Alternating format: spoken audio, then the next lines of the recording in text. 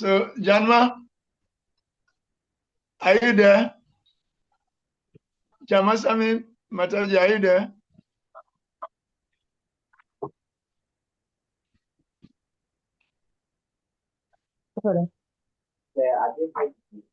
Hare Krishna, Janma, are you there?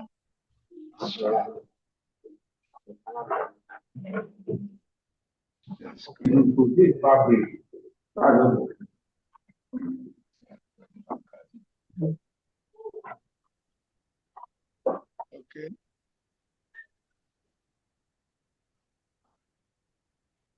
Hare Krishna. Jamasami Mataji, guide me again. Let me go and put on my screen, my PowerPoint. How do I go for my PowerPoints now? Sorry, my laptop is having problems, so I'm managing the phones, and I'm finding it difficult to display the PowerPoints. Okay, so you are welcome back. In our last class, we ended where I asked you a question that when we say Yasya Prasada Bhagava Prasado, Yasya Prasada Nagati Kutopi, what does it mean? Which guru does that refer to? Is it Diksha Guru or Siksha Guru? And most of you said it's Siksha Guru, Diksha Guru. But actually, it refers to both Diksha and Siksha, because both are equally important.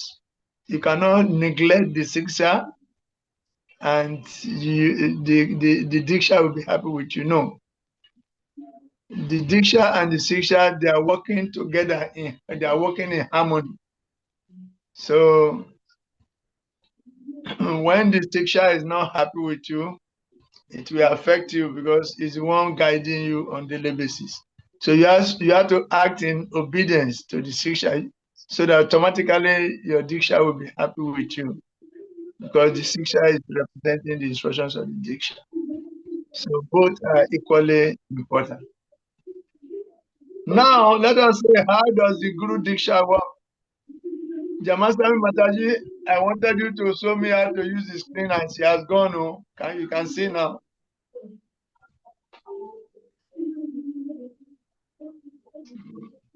But no problem. I will go on.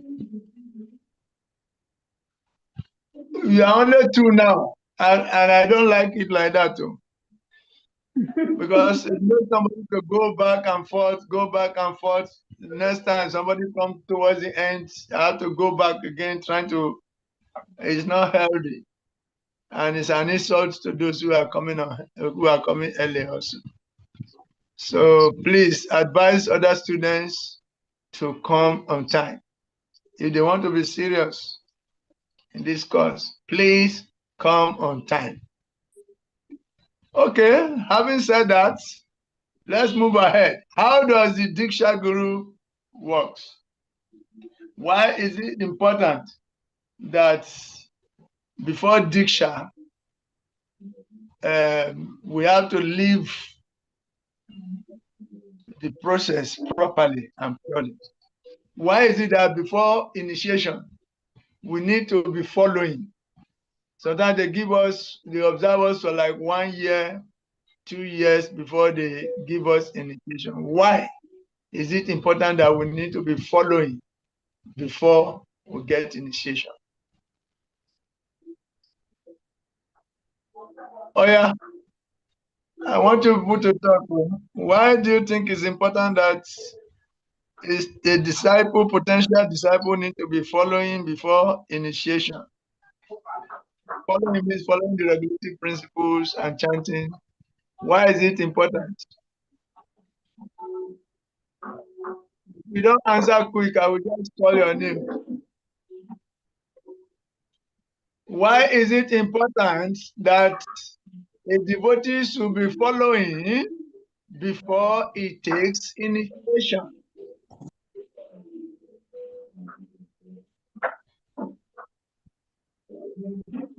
Hare Krishna. Haribo. Why is it important for a devotee, a potential disciple, to be following before taking initiation? Dr. Israel, tell us something.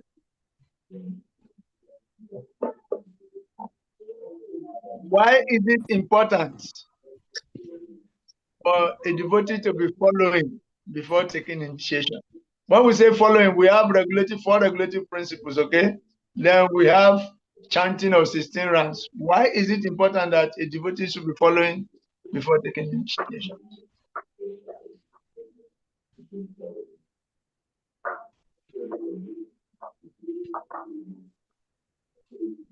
Okay, let me ask the question differently. Why is it important that you put a dry wood into the fire rather than green wood? When you want to set firewood, when you want to set your fire to cook, you use dry wood. You don't put green wood. Why don't you put green wood to set up the fire and you use only dry wood to set the fire?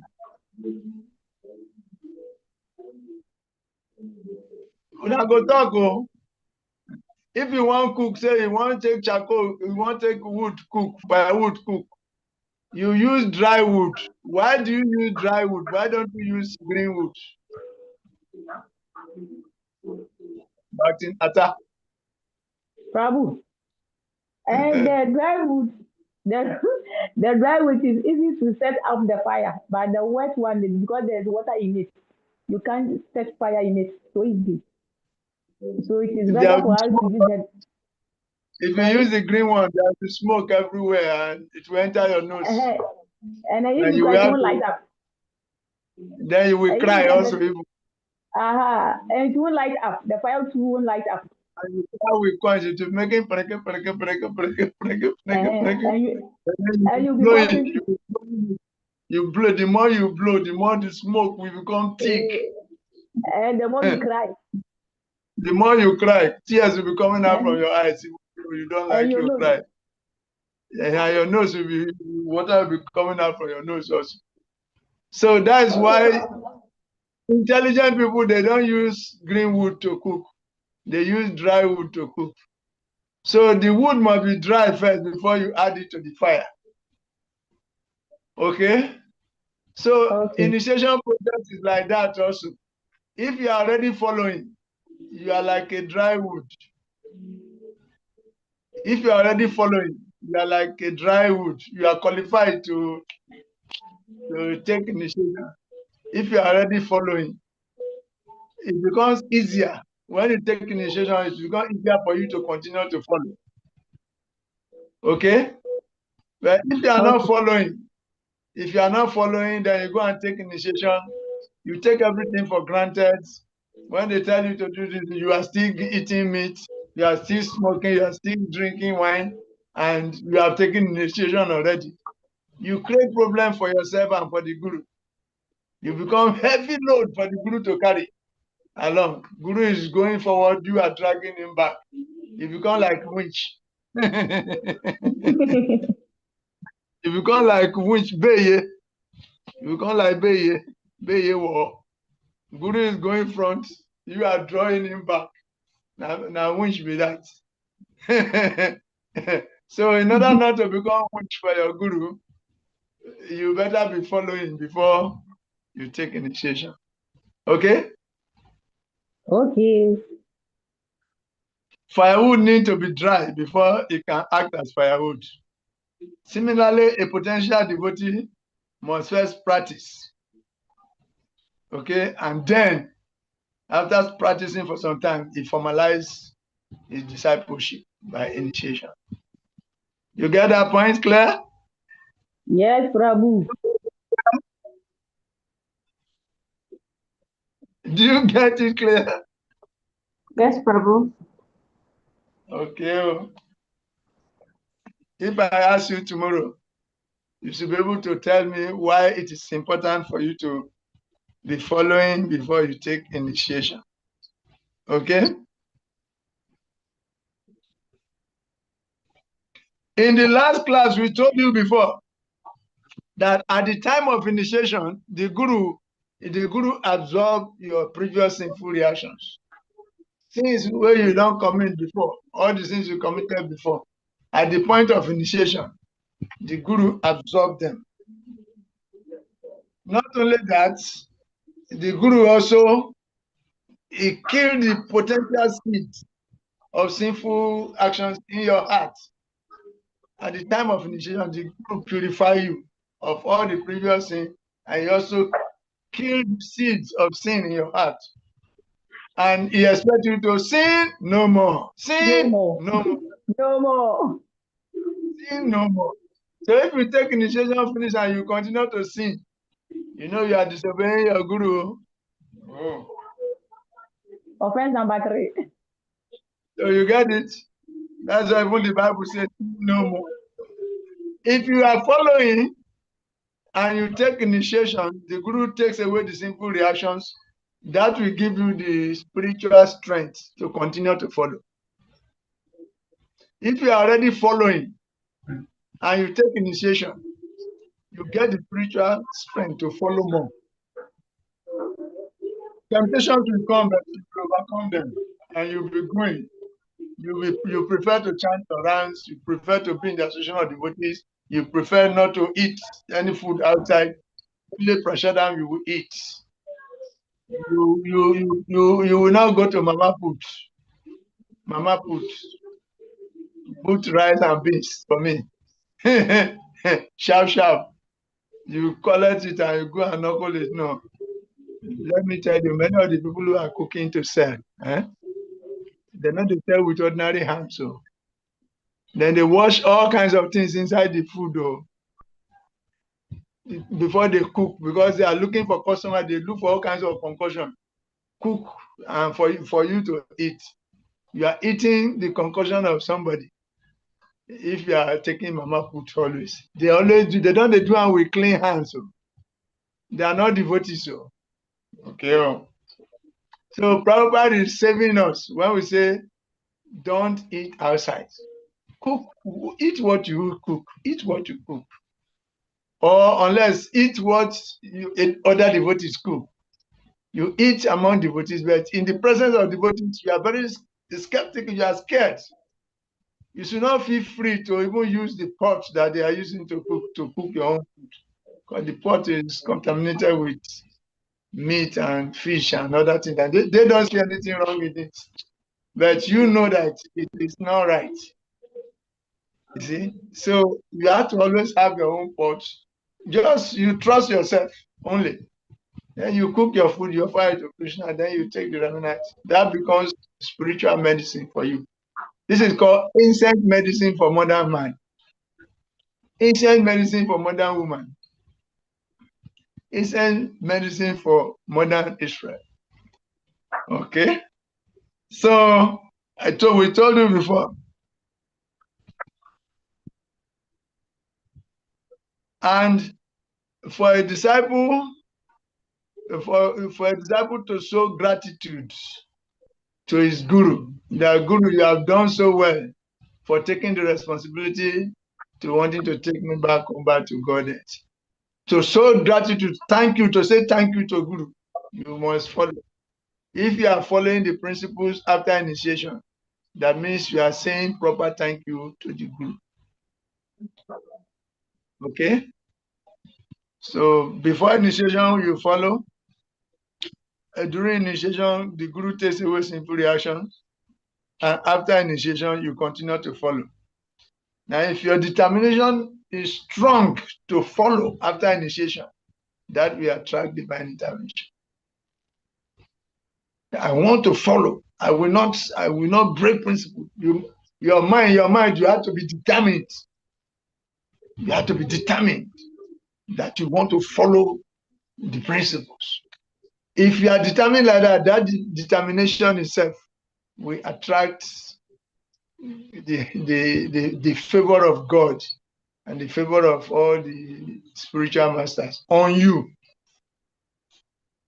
The favor of the demigods will come on you.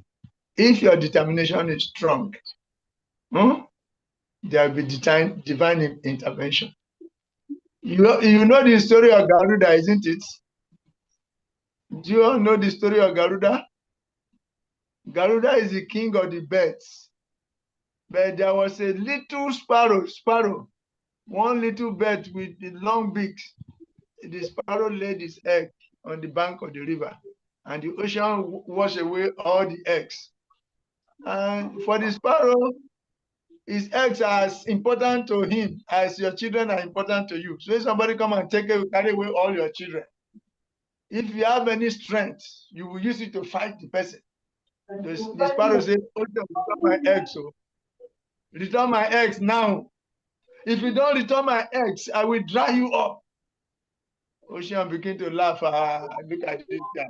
Look at this tiny sparrow threatening to dry me up. He laughed like a demon. So get out. Who are you? I'm talking and you're talking. Anything like that. The sparrow said, okay, you will see. The sparrow started, he put little water in his beak, fly for hours, and drop it in the desert. We come back again. He pick another little one. Big task ahead of him. And for the whole day, maybe all what he can carry will not be up to one bucket. But he started the business. After 1, 2, 3 days, the news went around the whole universe. He was determined.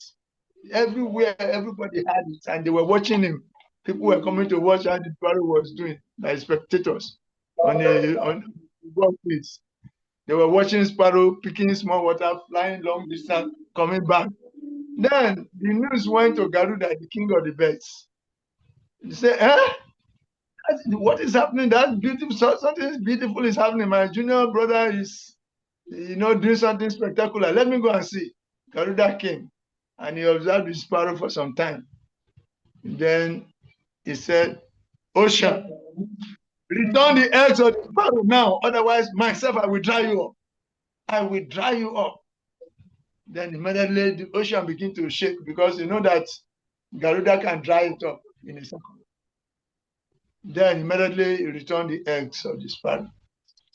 So, but the sparrow is alone. He wouldn't have been able to do anything serious. But when your determination is right, when you have strong determination to do the right thing, you will attract divine intervention. You will attract blessings from God, blessings from the demigods, blessings from the gurus. So this is how this process works. So let us be determined to do the right thing after initiation. Okay, therefore, firewood needs to be dry first before it is put into the fire. So by the same token, you and me who want to become devotees, we must start following first, okay? We are following, we are like dry wood. We will not bring smoke to the eyes of the guru, to our gurus, to our own eyes also. For my hand. Yeah, that one is different. Like this, my phone. I'm somebody from Italy. My brother. And they bring But it doesn't stress. Except 4 years now they use them. Now make this like just don't be say it good though. I just share this and please don't say he never enter Nigerian hand. That's just it. That might iPhone 7 when the phone not good with me, but they still value and you know why they value am? I don't meet them. You know, no say they on. Okay. Anyway, forgive her because she's in a working place and still to do the course. So that's why. Okay, so take that. We must practice before going to the guru. One who is not properly initiated can easily fall back into material life. We need to be initiated. Why? Because if we are not going to get that support from the guru, because guru is like your father. A child who is in the presence of his father is more secured, but the father takes care of so many things that he needs. Even before he knows, the father has already made arrangements. But he has a father, so the father thinks of his school fees, he thinks of everything, uniform, he thinks of everything before the child even thinks of it. The father has already made all the arrangements. So the spiritual master is our spiritual father. Okay? If he's there, we have a big chance to make it successfully. But if we don't have a guru, it's very easy for us to fall down, just like a child that has no parents. You have no father, so you'll be struggling alone. You come back from school, you go and hawk something in order to get something to eat, while others are studying. So many things can happen. Then at a point, you drop out of school. And worse, at most, you become a mechanic or you work for somebody. Okay, that is about that.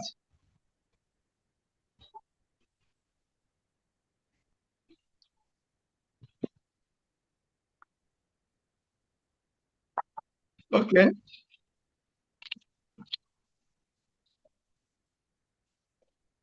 Hare Krishna. So far, you have any question to ask?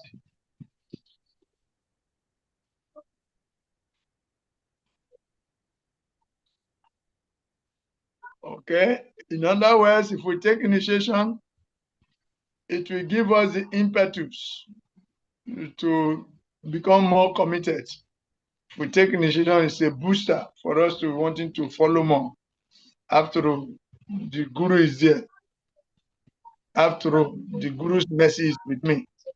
So I want to do this. I can do it. I'm determined to do it. The guru's mercy is with me. I will succeed. Then you will do more. Then also, if we take initiation, by the arrangement of the organization, you have superiors that you can always consult.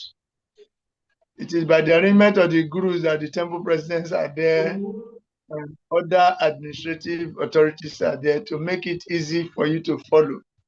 So they make provision, make the temple ready, take care of the deities so they can come and see the deities. All that arrangement is coming from the spiritual master. Then the spiritual master give us the process of devotional service. It give us services. If you are devoted and you have no specific service, you are not protected. It is the service that connects you. It is the service that churn out the joy. You know, it is the service that purifies your heart. It is the service that purifies your consciousness. Understand? So a devotee without service has no purification. So the spiritual master gives us services. So it is important that we take a guru so that under his guidance, we do devotional service. Okay? Okay. If somebody is properly initiated, that initiation is enough to take him back home, back to God. Okay. There are two ways of getting the mercy of Krishna. One way is to get the mercy of Krishna through the parampara, and another way is to just speculate. So it's like a mango that is ripe. If you see a ripe mango on top of a tree, and you want that mango, there are two ways you can get the mango. One way is that you and your friends will climb. One person will stand on this branch, another person stand on the upper branch, another person stand on the on and on until the last person gets to the mango. And when he gets to the mango, he plucks it. He plucks the mango, he hands it over to the person next to him. That person hands it over to the person next to him. That person hands it over to the person next to him until it gets to the ground. When the mango comes to the ground through that process, it comes without any breakage. It comes intact. Mm-hmm. When a ripened mango fruit is handed over from branch to branch until it gets to the ground, it is unbroken. It comes to the ground fresh, succulent, full of juice, unbroken, ripe, very, very, very ripe and succulent like this. Okay, so that's one way of getting a ripe mango. The other way of getting the ripe mango is to stone it. You can carry some stones and some sticks, as you can smash it, flog it, or you can throw the stone or throw the stick, and in this way you can crack it and it will fall down violently and smash on the ground. Sometimes it smash on the rock and it gets broken and half of the juice is gone. So whatever you get, you manage it like that. So that is one way of getting a ripe mango. So you, which way will you prefer? If you see a ripe mango, very ripe mango up there, and you're with your friends, which way will you prefer to get it? Dr. Isaac, which way will you prefer to get the ripened mango on top of the tree? We say one way is to climb from branch to branch. One of your friends is in the lowest branch, another one is in the next branch, another one is in the next branch, until the last person gets to the mango, just stretch his hand and plug it. Then he will give it to this person here, that one give it to the next person. It gets down to the ground unbroken. The second system is to get some stone and some stick and start stoning, the way students used to do most of the time. Then it will come and smash on the ground, everybody run, and the person that gets it. Sometimes it's half broken, half of the juice is gone, and it is full of dust. So you go and wash it, whatever you get out of it, it's okay. These are the two ways to get ripe mango from the tree. Which way will you prefer to use? Which process will you like to use? Dr. Isaac. Dr. Paul is not there. Dr. Paul is not there today also. I will report him to Chitraketu. I will report Paul to Chitraketu that you don't attend this program like that, because every lesson is important. You don't attend this program epileptically, like somebody suffering from epilepsy. No, you have to attend so that you can get the full dose. Every day, endeavor to be there. Otherwise, in the end, we advise the person to wait for next batch until when you think that it's ready. And if within that interval, the spiritual master comes and wants to initiate, you will tell him to wait until when he's coming next. Because you have to do this course first. So if you are doing it, attach the required importance to it. Okay? Okay, Prabhu. Which do you prefer, Dr. Isaac? Okay, Prabhu, I would prefer to climb branch to branch. Dr. Atta, which way will you prefer to? Prabhu, I want the branch to branch. Dr. Israel, And which way will you prefer? Dr. Israel, are you there?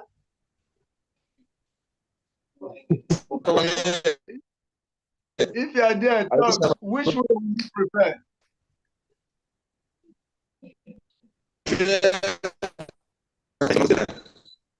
Okay, it's okay. Your network is not good. Okay, it's okay. No problem. You can off your video so that you can receive the stuff. Okay. Okay, I'll prepare the param. Branch to branch. Yes, branch to branch. Okay. Why? So that I can get the complete the uninjured fruit, untampered fruit, the whole. I want to have the whole of it pure. I don't want it to be contaminated. Okay. Okay, back to Felicia. Which one will you prefer?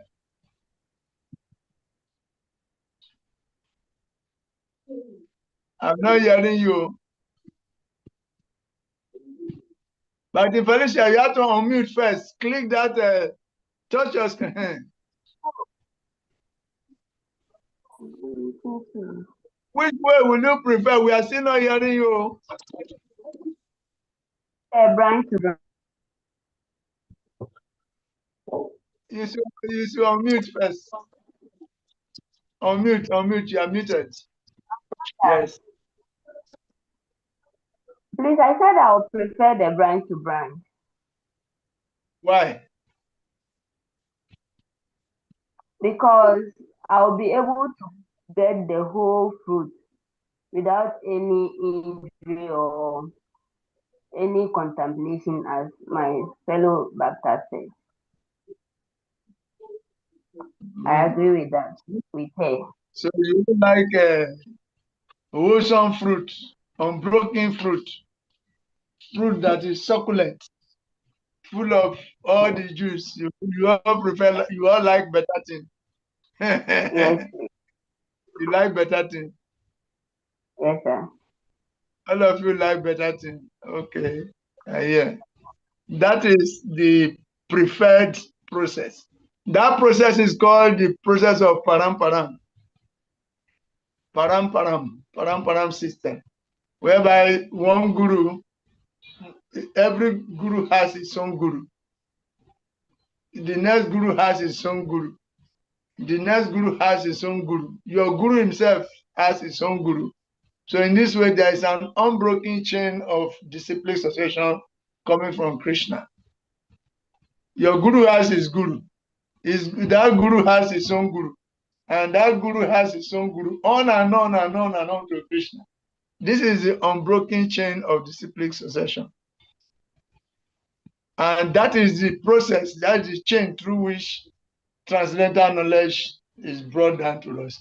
Transcendental knowledge is the ripened fruit. Knowledge about the soul and the relationship with God, the super soul. That is the ripened fruit. And that ripened fruit is brought down from branch to branch through the param system until it gets down to you. Unbroken, unadulterated, completely intact, ripe, succulent, appetizing. And once you see it, you salivate. Yes.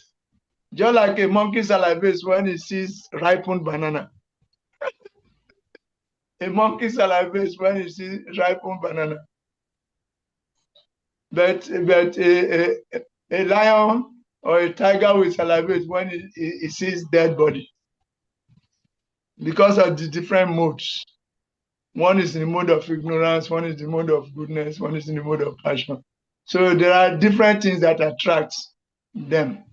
Or like a pig or dog, it salivates when they see stew, human being stew. The dog begins to salivate.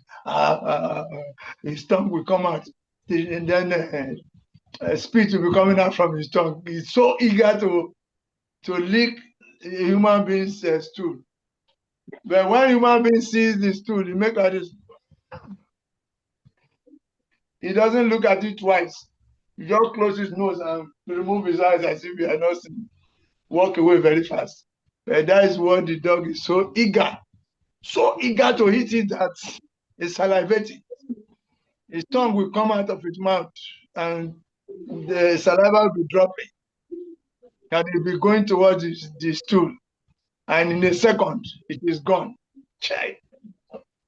Point of ignorance. Oh. Too much. Point of ignorance. The dog is in the mode of ignorance. Or similarly, the pig also. Pig also in the mode of ignorance. Especially when the stool is liquid. When it's liquid stool, the pig will just take. His head is shaking, his eyes are half closed, and he doesn't want the next pig to even get little. He drink all. Stool. So anyway, so this is the process of param. The param system brings the ripened fruit of devotional service to us without adulteration from one spiritual master to the other until it gets to us. So if you have a spiritual master, the spiritual master collects it from his spiritual master and gives to you unadulterated. So you need a spiritual master since you all like unbroken fruits, succulent and ripened fruits intact with everything, then you need to get a spiritual master. Okay? Okay? Okay, Prabhu. Prabhu. You want to perfect your spiritual life, you need to get a spiritual master. Very, very important.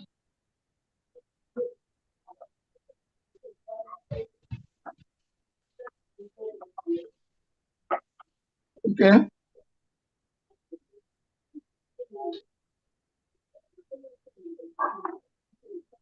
Okay,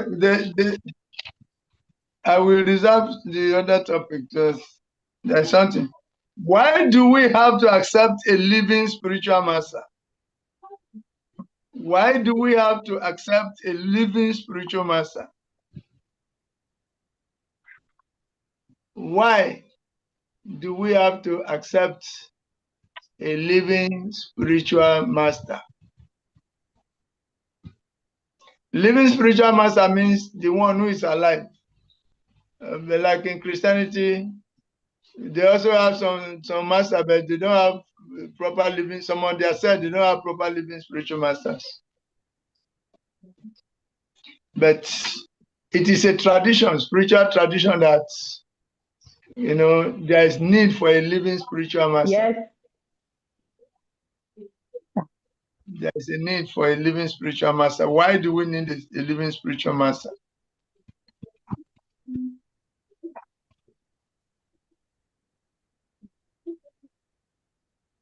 Okay. The human body is compared to a boat. The spiritual master is the captain. All these boats in the sea, you can see that there must be a captain who will be there to control the boat and navigate. The captain knows, he has signal, so he knows where the land is close to the surface.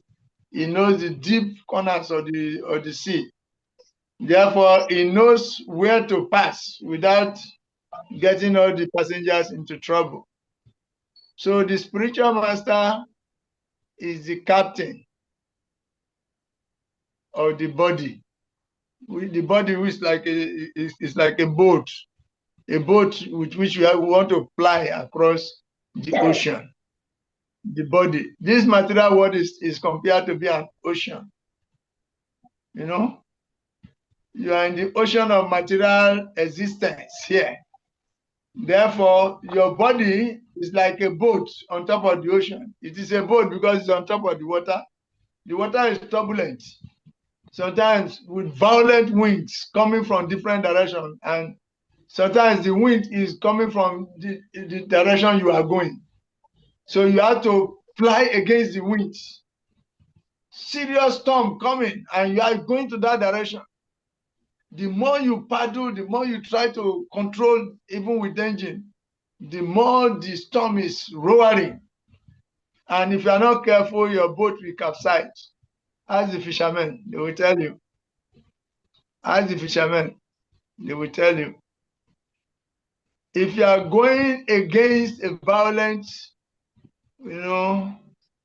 ocean or violent water in the opposite direction, it is very, very dangerous. So the spiritual master is the captain, and our bodies are like the boat. Then, if the breeze is favorable means the breeze is blowing towards the direction that you are going. Okay? The breeze is blowing towards the direction that you are going. So it will help you with little effort. With little effort, The bridge will take the boat very far. It will be going very fast. You cover a long distance in a very short time. That same bridge, some people are going against it. So the scriptures and the devotees association, these are the favorable bridges. They are blowing you. The scriptures are there as bridges that are blowing towards the direction you are going. So it will carry the boat. It will take the boat along. Yeah, in a very short time, you don't need to make serious effort to paddle yourself. The bridge will take the boat with speed. And in a short time, you will get to your destination. So the favorable bridge is the scriptures and the other devotees. So in the ocean of material existence, your body is the boat, the spiritual master is the captain, the favorable bridges are the scriptures and the devotees. Devotees who are living by the scripture.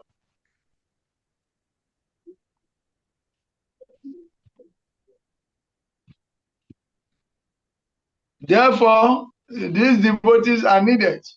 These favorable bridges are needed. The scriptures are needed. And those who are to coach and teach us the scriptures, they are needed. They are the favorable bridges. Okay? When we get the favorable bridge, and it's taking us, blowing us to the right the direction we are going, very soon we arrive. So we need a living spiritual master who is going to act as a captain. A boat without a captain, especially those big ones, without a captain, it can blow, it can go any direction, and it can face danger. Agree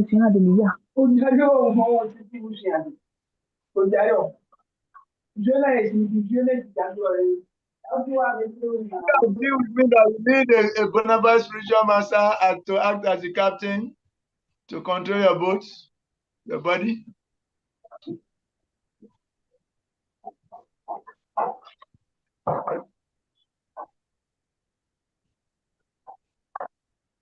When I ask you questions, you don't ask, you don't answer. When I ask you questions, you don't answer. That means you are tired, getting tired. So if you show sign of tiredness, I will stop sooner. If you show that you are tired or you are not grabbing what I'm telling you, me, I will stop sooner.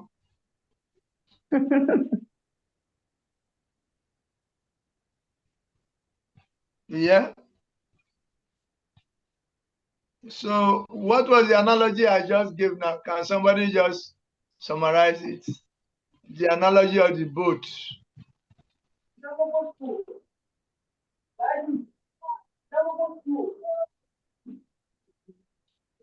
Somebody should save somebody.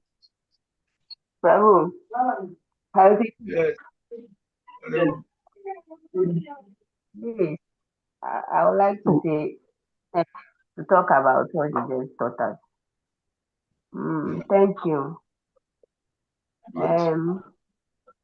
If I understood you well, meaning the spiritual master knows the road, he has the experience.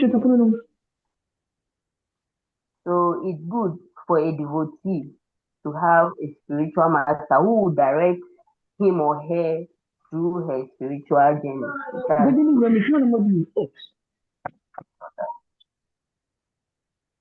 Very good. Thank you very much. You captured the essence. The essence of the analysis is that, analogy is that every devotee needs a spiritual master, because the spiritual master is the captain. Every boat needs a captain. And the body is the boat. The spiritual master is the captain. The ocean of material existence is where we want to cross. We are on this side of the ocean, we want to cross to the other side of the ocean. We are in the material world, but we want to go to the spiritual world. You see? So there are times that The wind is blowing the direction that the boat is going, the direction of the spiritual world. The wind is blowing towards that direction. That wind that is blowing towards the direction of the spiritual world is the favorable bridge. And we say the scriptures are all pointing out to us about the spiritual world, how to get there, how to go there, why we should go there. People who have gone there, how they went. The scriptures are showing us all that. So they are the favorable bridges. And those who are guiding us on daily basis, the devotees are also favorable bridges. So if you have the spiritual master, you have the scripture, you have the devotees, then you are secured on your spiritual journey. They know the road, they can show you the road, and if you follow them, you will arrive. But when you are crossing with them, don't jump out of the boat, don't crack hole on the boat. Okay? If you crack hole, you endanger everyone. If you are breaking the principles, you are cracking holes on the boat. If you jump out of the boat, that means you are breaking the principles. You don't follow what you are supposed to follow. You jump out, then Maya will catch you. Because in the ocean, there are so many dangerous sea animals, sea monsters, very dangerous sea monsters in the ocean. If you jump out of the boat, you become food for them. They are waiting. Crocodiles, whales, sharks, all kinds of, these are the ones we are seeing. They are those that look like human beings. Some are half fish, half human. All kinds are in the ocean. They are living there. The ocean is like this world. But we don't see those who are there, but they are there. So if you jump out of the boat, the crocodile can readily just catch you, even before you touch before you fall into the ocean. Crocodile will dive you. As you are diving upstairs, you just dive and catch you, because first come, first serve. The one that catch you first, you will not allow others. We will just take you, to go and consume in the private corner. So crocodiles are there, sea demons and demonesses are there, sharks are there, whales, other dangerous animals are there. And therefore, don't jump out of the boat. The spiritual master knows where all those dangerous sharks, dangerous sea demons are residing. So it will avoid them. It will cleverly avoid them, taking you through the route that is safe. The spiritual master will take you through the safe route, and you will arrive. Those who don't know the roads and who do not have a spiritual master to guide them, they will fall into the trap of these different kinds of demons. And some of these demons are metaphysical. Some of them are falsity is a demon, hypocrisy is a demon, anger is a demon, envy is a demon, and lust is a demon, greed is a demon. All these demons are on the path of spiritual life.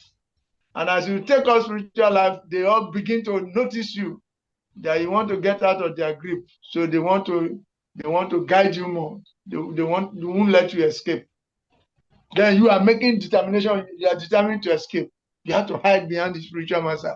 The spiritual master says, hey, where are you coming? Come on, get back. Come on, get back. Don't you know that he's following me? Don't you know that he's following me and you are following? Get it. Don't you know me? I, Guru. Guru will just use his stick, his danda, to make like this. Then the demon will fall like this. And after we hide behind the Guru and pass. This is how to work. You have to take shelter of the spiritual master. The spiritual master knows where these demons are hiding. He knows how to dodge them. He doesn't confront them, but he just avoid them, and you follow him like this, you meander past. The road is not straight. The safe road is not straight. It is like this. There's a place you need to go right, another place you need to go left, another place you need to go straight.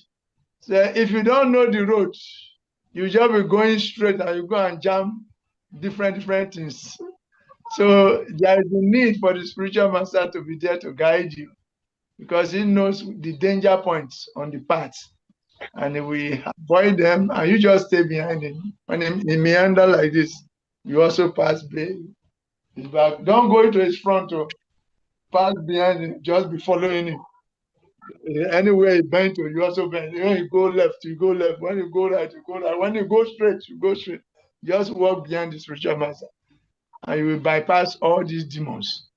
Some of them will say, this guy is very lucky. This boy is very lucky. Look at the dangerous man he's following.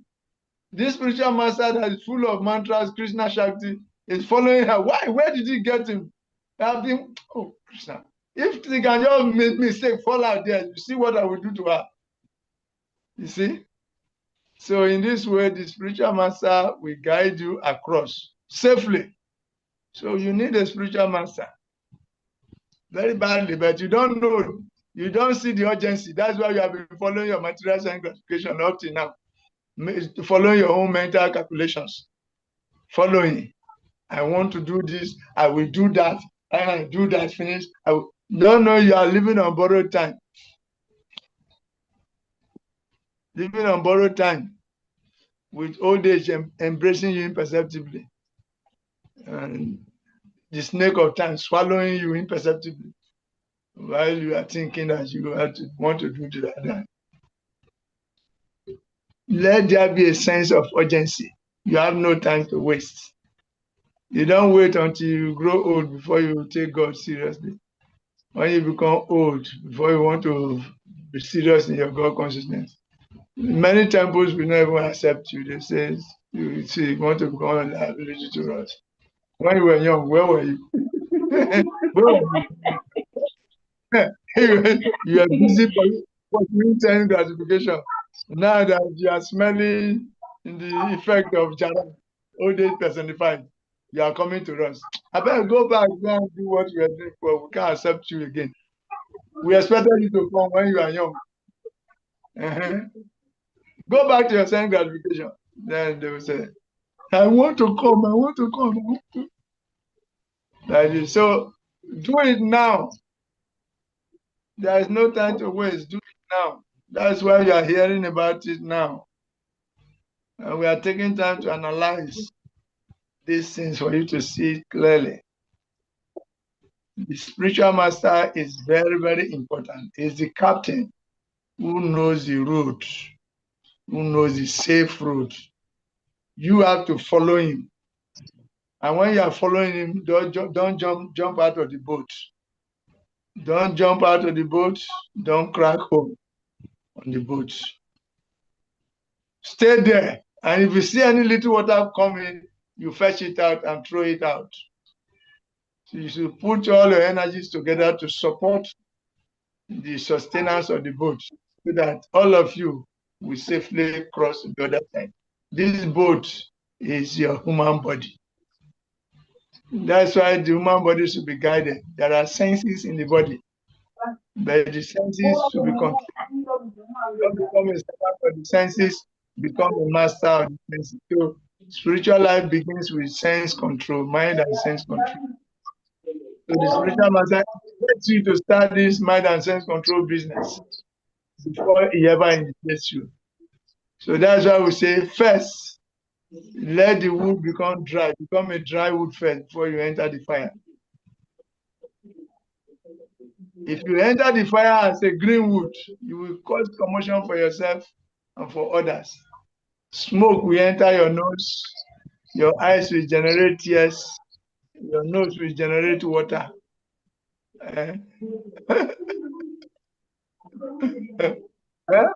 And you'll be uncomfortable. So don't become the one that will generate smoke into other people's eyes and nose and ears. You should become a dry wood first. Then when you are put in the fire, you just burn nicely for the spiritual master to cook the transcendental prasad for the Lordship. So become a dry wood first. Start following first. Then when you take initiation, everything makes sense. Okay.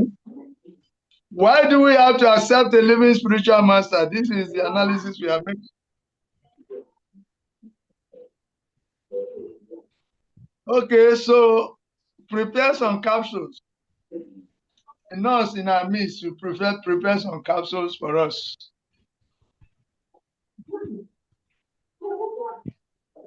The spiritual master is the life link between me, Krishna, and the scripture. The spiritual master is the life link between you, Krishna, and the scripture. Life link means is there physically. Is like personification of the scriptures. So the spiritual master is the life link. Life link. And this is living example. Their spiritual masters are called acharyas. Acharya means one who lives by example. So they live exemplarily, and their exemplary life will inspire us. So he's telling me to chant Hare Krishna. He's also chanting. He's telling me to wake up by 3 o'clock, 4 o'clock, whether you're in your house or not. He is waking up 3 o'clock, 4 o'clock. And he said when he wakes, he should go and bath. He also wakes and he baths. It's not that he's talking it and he's not doing it. As he's telling you, he's doing the same thing. After bathing, say don't waste time, carry your bead and start chanting some rounds before Mangalati, the first worship. Because the first worship is like the foundation for the whole day. So he said, try to be part of it at all costs. Minimize everything to be part of it. Even if you have to sleep early, do it so that you can be part of the morning program. He himself sleeps early and he becomes part of it. So they are chariots. So their exemplary life inspires us tremendously. Okay? Therefore, you need that inspiration. That means you need the presence of a living spiritual master. Yes. Since it's the life link between you, Krishna, and the scripture. We need him. We need him. The scriptures are giving us principles. The scriptures are giving us principles, but we need a living person to guide us on how to apply the principles according to time, place, and circumstances. Yeah? The scriptures are giving us the principles, but we have a living person to guide us on how to apply these principles according to time, place, and circumstances. We need a living person to guide us on how to apply these principles situationally. According to,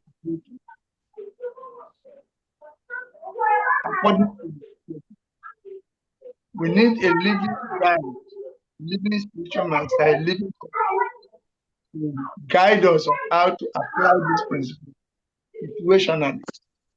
And that life guide is the spiritual master. You see the importance of the spiritual master? Can you underestimate it?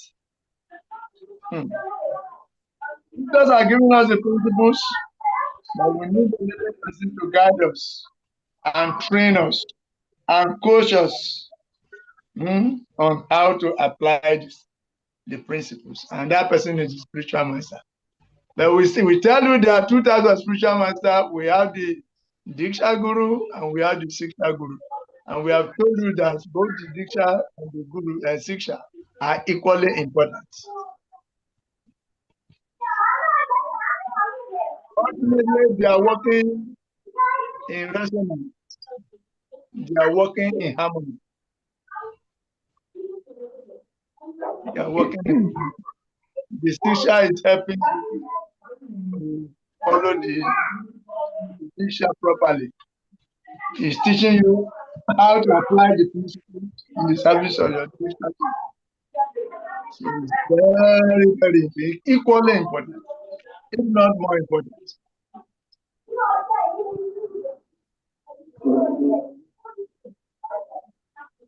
I tell them to stop. Hmm? Babu. Mute. You should mute because the boys are making noise. Press that like mic. Let me help you to me. Okay. Let's leave it. Let's go ahead. Okay. So when you are with the spiritual master, you should be asking questions. You don't follow the spiritual master blindly. Anything that you don't understand, you inquire submissively. Then the spiritual master, you ask him questions. Things you don't understand, you ask him, then he will clarify for you. In that way, we gradually learn the process of devotional service. Devotional service is a process. And there are 9 processes of devotional service. Hearing is one of the processes. Chanting is one of the processes. Serving is one of the processes. Remembering is one of the processes. You see? Praying is one of the processes. So devotional service, there are 9 processes of devotional service. So by question and answers, once you learn these 9 processes of devotional service from the spiritual master, from the spiritual master, from the spiritual master. Okay?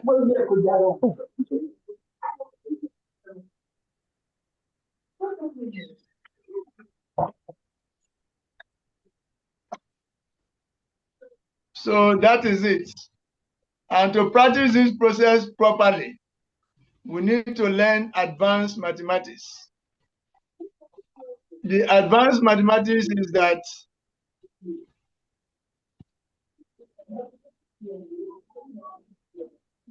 those who call themselves servants of God, servants of Krishna, they are not actually servants of Krishna. But those who call themselves, see themselves as servants of the servants of the servant of Krishna, they are actually servants of Krishna. If you think that you are a servant of Krishna, you are not actually a servant of Krishna. But if you see yourself as servant of the servant of the servant of the servant of the servant of the servant of the servant of the servant of the servant to infinity, Krishna, then you are actually the greatest servant of Krishna. This is advanced mathematics. Not that you push yourself forward thinking that you are the best devotee. No. To the degree you see yourself as the servant of other devotees, to that degree you are the servant of Krishna. Therefore, we emphasize on humility. Humility. Humility. Humility is our watchword. Don't see yourself as servant of Krishna. See yourself as servant of the servant of the servant of the servant of the servant of the servant of the servant of the servant of the servant of Krishna. Are you seeing yourself like that, Bhaitinata? Oh, now I'll start. I'll start from today. You have to drop your false ego, okay? Oh, I've dropped it a long time. That's why I'm coming. Okay. You are trying to drop it and it was holding on to you. And you are trying to drop it. No, The more you are trying, the more it's holding on. Oh, I've dropped it all. Now they have stopped. Now they have surrendered. Yes, I can see that. That's why you are doing this course. Yes. You are making advancements, sure. I'm praying that Guru will help. Before you were following your false ego, but now you are not following it that much. You still follow, but not that much again. Gradually, you are making it. I get that. Yes. I'm making it. I can see that. You are making you are making advancements gradually. Very good. How Thank many rounds you. are you chanting? How many rounds are you chanting? 60. Eh? 60. Are you sure? You Ah. can't. Prabhu, I wake up 3:30. Do you have a counting beat? No, I, I have that small. Even I don't actually have that machine, but I have the small one. Sometimes I put stones. Okay, you can make a counting beat by yourself even. If you become very serious that you want to count your rounds, you can make a counting beat by yourself.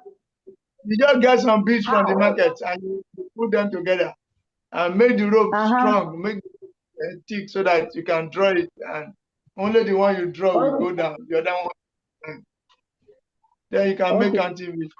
It's not difficult. Sometimes I use matches, sometimes I use stones. There's also one and I count. Okay, that's okay. So by question and answer, once you gradually learn the process of devotional service, and especially following the spiritual mathematics of humility. The more humble you are, the more dear you are to God. The more of a servant, the more you see yourself as, not big, the more you are actually big. This is spiritual mathematics. Follow that formula. Be a servant, not only Krishna, but be a servant of the servants of Krishna, okay? So are there some questions and answers, questions on this, or commentaries on these points? In our next class, if we come, what we do is, I don't know if I will get my laptop before then, so that I can share the screen properly. Here I'm unable to share my screen because my laptop is in distress, so I will cure it. Cure the disease of the laptop before, at least by next week. So whatever we have not shown, once the laptop is ready, we'll show the PowerPoints also. We'll show the PowerPoints and read through the PowerPoints so that you can engage your sight also and your hearing process too. And you can drive the message inside you. Okay. Are there some questions or commentaries on these points?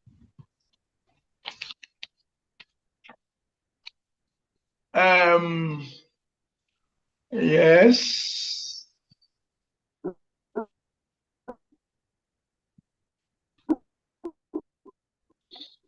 Okay. I think we'll stop.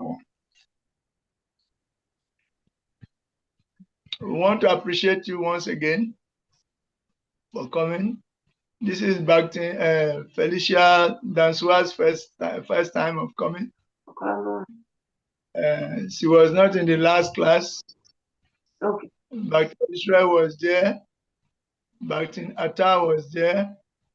Bakhtin Isokan was there. Bakhtin Isaac was there.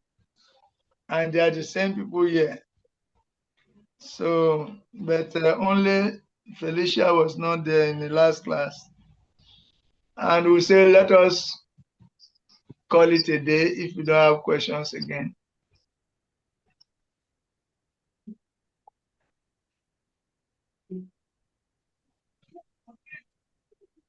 The next topic is a bit of Hare Krishna. I have a question. Yeah. Ask your question. Prabhu, please, I would like to ask it. Okay, Prabhu, while you were giving the lecture just now, you said sin no more. And you said that it is also in the Bible that we should sin no more. Is it possible not to sin, to be sinless? Possible to stop sinning?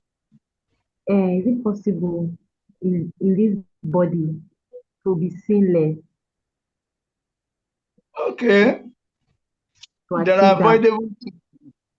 You avoid the avoidable sins. You avoid the avoidable sins. All the sins of bringing the senses in contact with their objects are avoidable sins. You may decide not to bring the senses in contact with their objects, and that is avoidable, and you have avoided it. Yes. But there are some unavoidable sins also. Like when you are cooking, you kill so many living entities in the fire.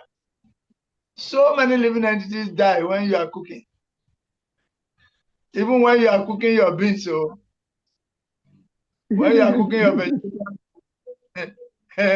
you are roasting so many insects without knowing. You see, so sin is there as long as you are cooking. Even when you are drinking water, as long as you are drinking water, you are drinking so many living entities. Even though you are a vegetarian, you are drinking live living entities, even without knowing. So how can you be sinless? When you are walking on the street, you are killing so many living entities without knowing. Then what to talk about the mosquitoes that you slap? Somebody is just trying to eat, then you give him a dirty slap and killing him with the food for the food. Mosquito just want to eat. He just want to eat and be alive. He come, your blood is his food. He come for food, and before you realize, slap him to death and pieces him on top of the food. As if his life doesn't matter. So how can you become sinless? Especially if you are not a devotee. If you are a devotee, we say Krishna will take away the sin because you want to preserve the body to serve Krishna. So that is the mystical formula we do. We say you should work. Even if your work entails telling some diplomatic lies. But there are some works whereby some businesses have to tell some lies in order to make profit. When you get the profits, you should not be attached to the fruit. You use the profit to serve Krishna. Then Krishna will give you yoga. Your work become karma yoga. And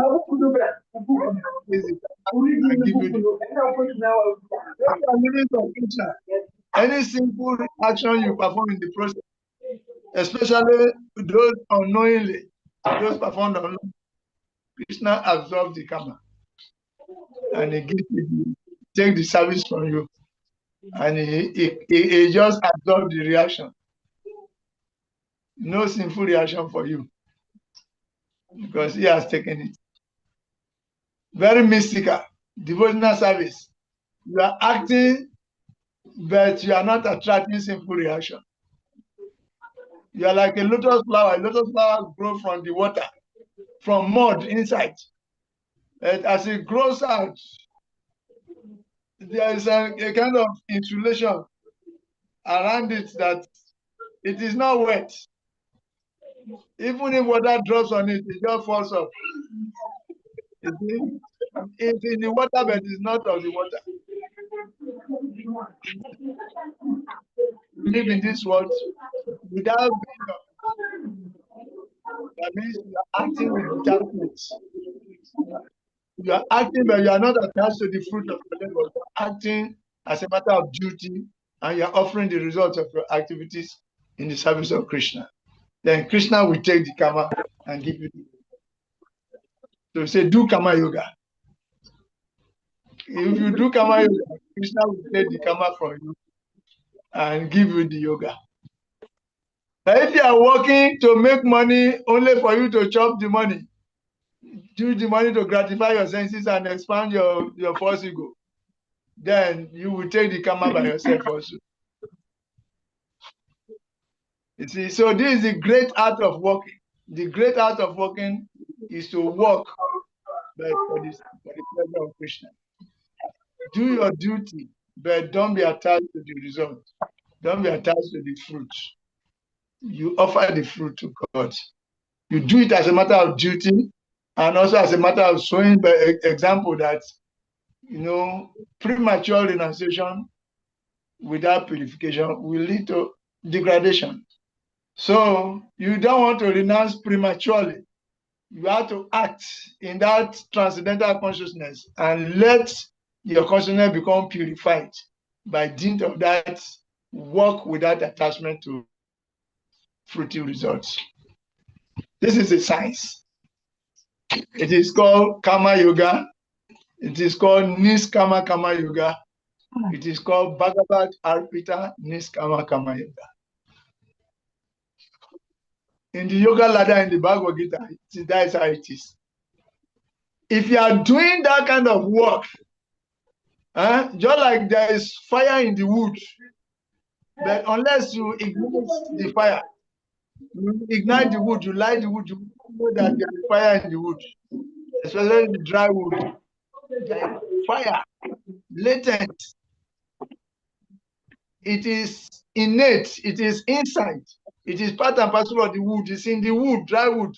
But you will not see the fire, you only see the wood. But when you ignite the fire, when you ignite the wood, when you light up the wood, that is when you know that there's fire in it. And the fire will consume the whole wood. Yes. So similarly, there is the fire of purification inside the wood of detached work. When you work with detachment from the fruit, the more you continue to work and offer the fruit of your work to Krishna service, the more you do that, the more purification takes place and that fire is lit up. The process of lighting that innate fire in you, the fire of purification and practical realization in you, is lit up by service, selfless service. When you are doing this service, then that fire is ignited inside. Then purification takes place. Then you begin to relish a melodious relationship. And that fire of realized knowledge will just, ignite from within you. So there is theoretical knowledge, but now there is a practical knowledge. And the mathematical equation is that 125 gallons but only 1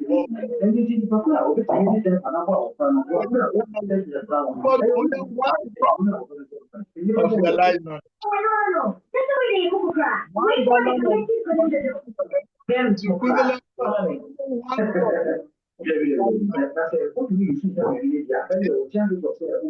And the body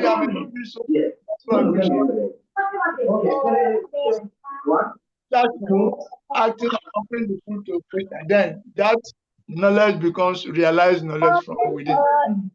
And 1 drop of realized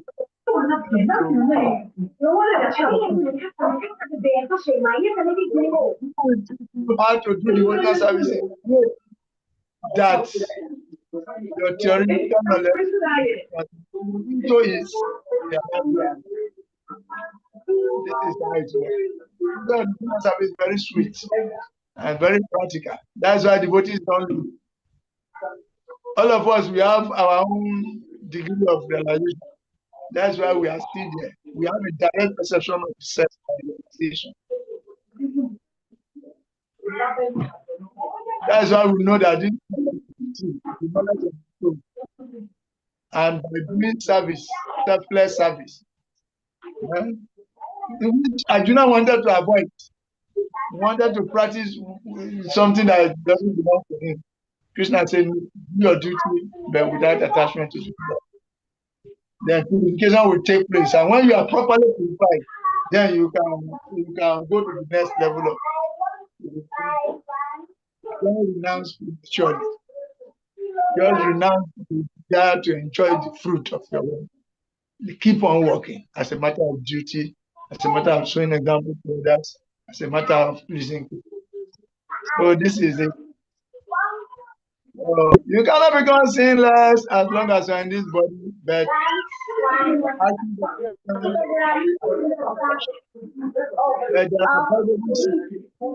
so therefore, avoid all the avoidable sins. Make serious endeavor. And if you are determined to avoid those sins, then to realize knowledge will evolve from within. Now we intervene and you develop more humility, and the more you want to become a servant of the servant of the servant of the servant.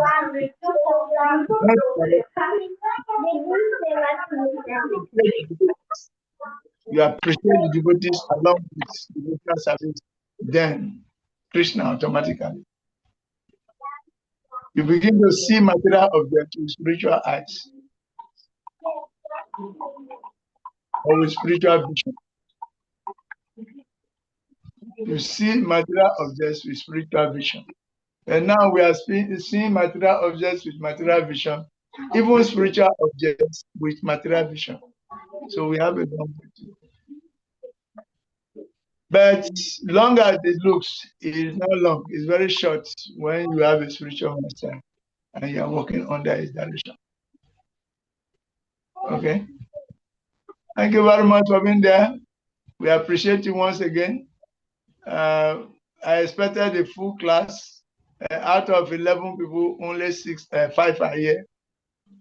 We appreciate you, and see you on Friday. Okay? Thank you very much. Thank you, too. Hare Krishna. It's confirmed the child. Okay, you want to ask a question? Go on.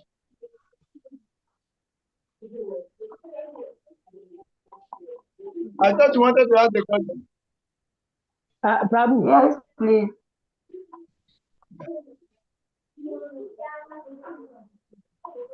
Prabhu. But in India, you have no question. Yes, Prabhu. I I thought you wanted wanted to ask. Prabhu. Yeah. Hare Krishna. Haribo. Ask now.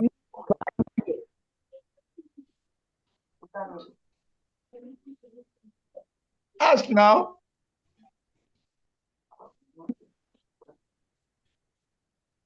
Okay.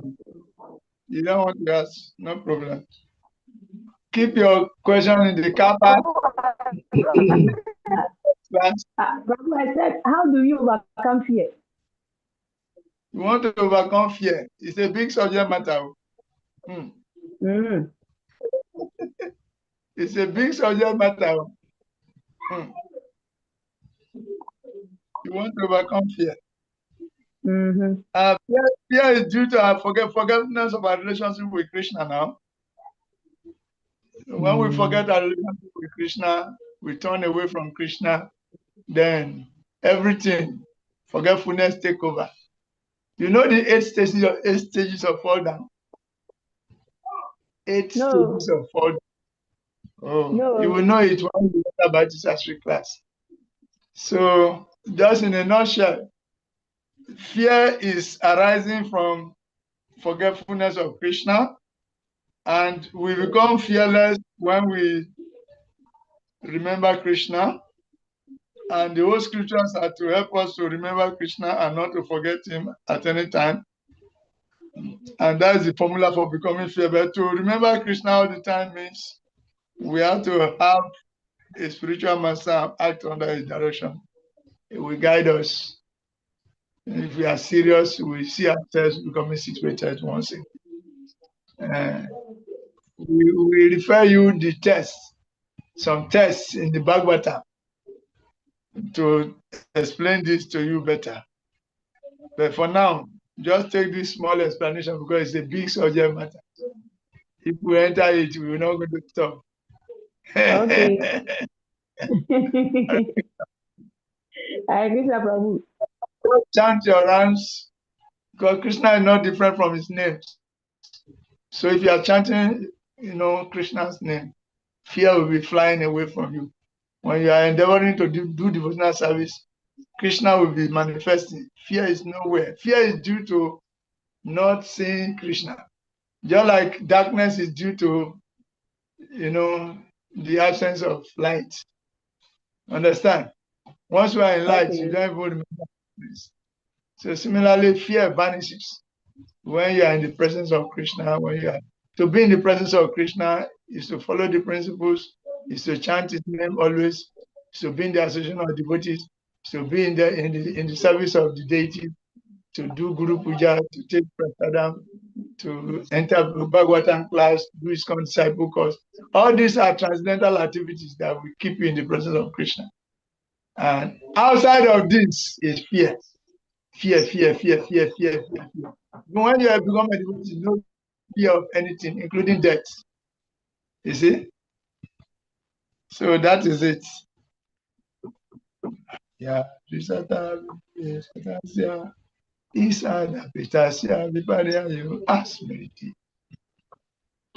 Okay.